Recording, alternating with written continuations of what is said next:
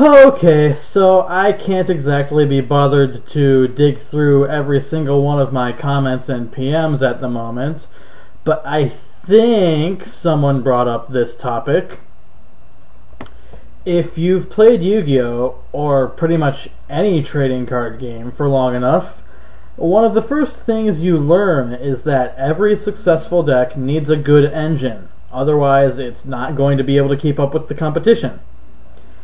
An engine can consist of any number of things, but what highlights an engine is usually the draw spells that are backing it.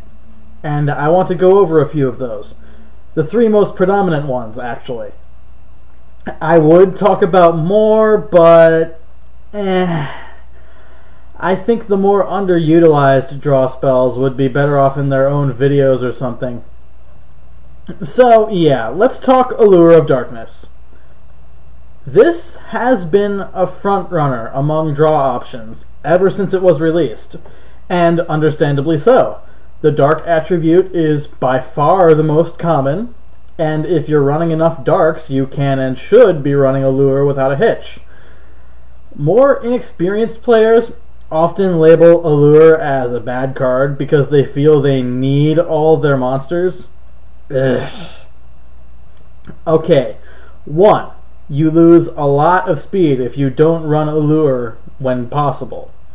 And 2, you will almost never see all your monsters in a game anyway, let alone need them all, because it's impossible for every card in your deck to be useful every game.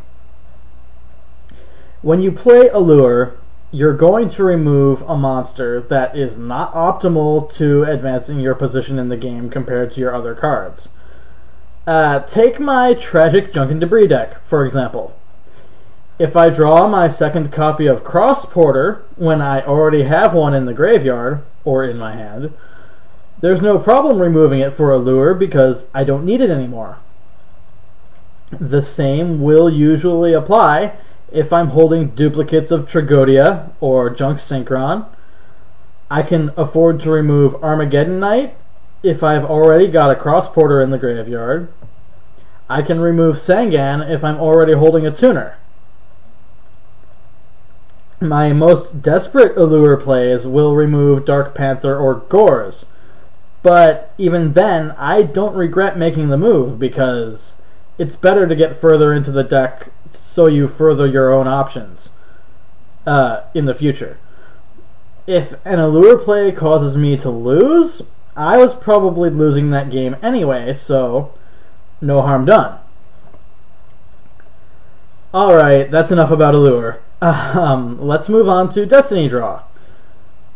I'm not sure who designed this card, but if they were aiming for it to be a themed draw power, they kinda failed.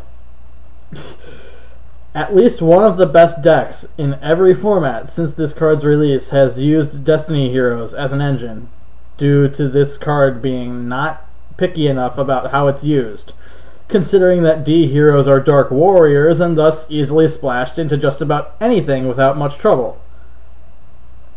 Elemental hero Stratos is partially to blame for this card's power as well, since he can search any E hero, D hero, or evil hero.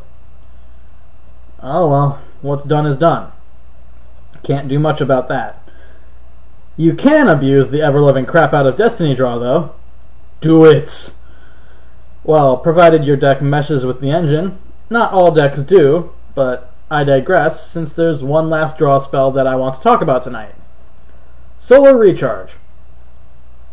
Seems like themed draw power too, right? Yeah, well, thanks to Charge of the Light Brigade, this card suffers much the same fate as Destiny Draw, turning Light Sworns into a potential engine for a lot of graveyard-centric decks, such as Flamvels, X-Sabers, Zombies, and so forth. The fact of the matter is that Solar Recharge is actually stronger in its respective decks than Allure or D-Draw are, which irks me a lot because those cards are already fairly poor design. And what does that say of Solar Recharge? Ugh. Definitely nothing good. All my criticisms aside, though, making good, balanced draw cards is next to impossible. So I can't exactly blame Konami for making these cards. After all, it's better for cards to be a little overpowered than to be completely useless, as far as I'm concerned, anyway. I guess that about wraps things up for today. Expect another round of draw spells to be up for review sometime in the future. Later, guys.